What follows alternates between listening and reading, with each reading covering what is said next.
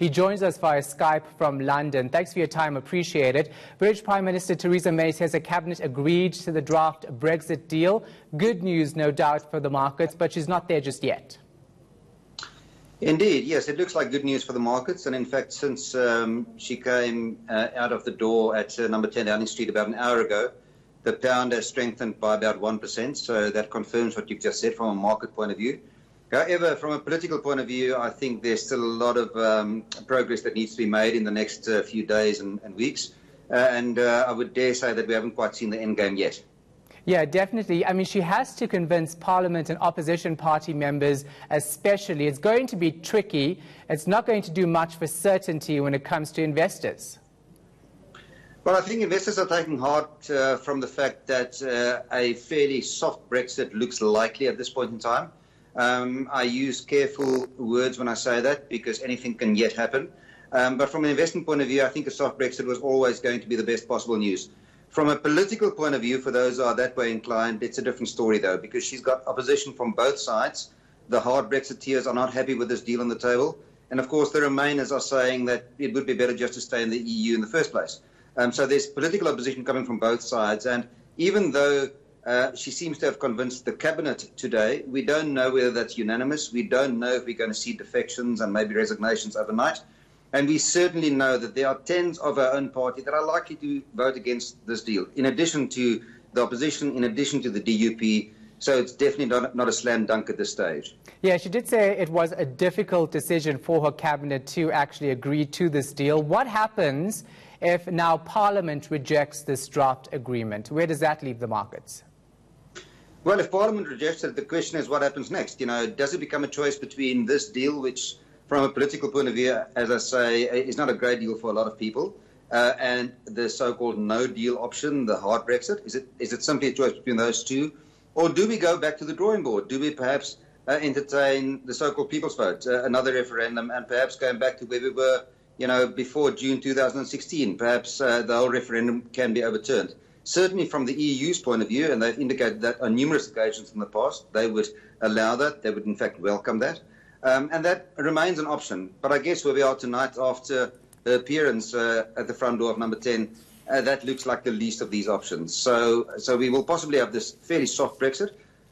As I said, from a business point of view, perhaps not such a bad outcome, but politically speaking, still fraught with all sorts of complications. And the most of which probably is the Northern Ireland deal. The Northern Ireland aspect has been the stumbling block as far as all these negotiations are concerned. And I think we haven't heard the end of that yet.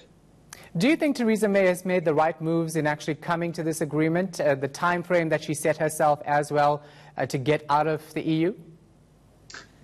You know, that's a very difficult question to answer because I think there's a lot of opposition to what she's done and the way she's gone about it. Having said that, I don't think it would have been easy for any party or for any individual in that position, you know, to have come up with a better deal. The bottom line is the fact that the UK versus 27 other negotiating counterparties within the EU was always at a huge disadvantage, and they could never have expected to get a great deal.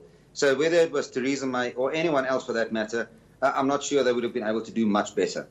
Yeah, and it still is a very big move for the UK to exit the EU. We can't be too sure about how the market will react come March next year when it all happens.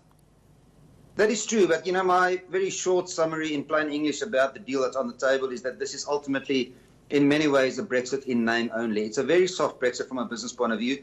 Ultimately, if you sort of uncover all the sort of complications, it would appear that for the most part, the UK will remain within both the customs union and the single market. So what that means is, from a single market point of view, they'll comply with the rules. From a customs union point of view, they'll be able to trade without tariffs. They'll still contribute to the EU budget. And yes, there's supposed to be a time frame to this, and it's supposed to unwind over time. But that unwinding is bound to a solution for the Northern Ireland question, which, frankly, I still see as the biggest stumbling block. So from a business point of view, this could end up being a damn squid. This could end up being a Brexit in name only. From other points of view, when it comes to things like free movement and the like, there could be real implications. The fact that British passport holders can't go and live and work in Europe and retire in Europe and have benefits over there, that may be the case. But from an economic and business point of view, I think in large part a Brexit in name only. That is the option on the table, and that could be the end game ultimately.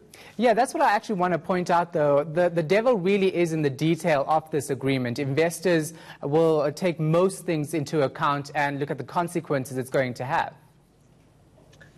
That is right. And as I said, I think, ultimately, I'm not a politician. I'm in the investments world, and that is my interest. That is my point of departure. That is my sort of frame of reference.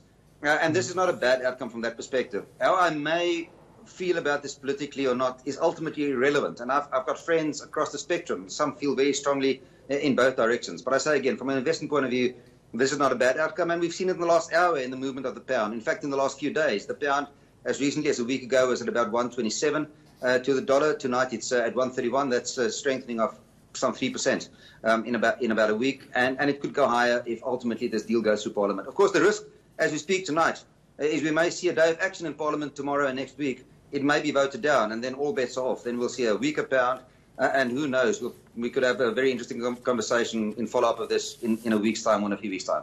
All right, thank you so much for your time and your insight. We appreciate it. That was Dion Gous of Credo Wealth in London.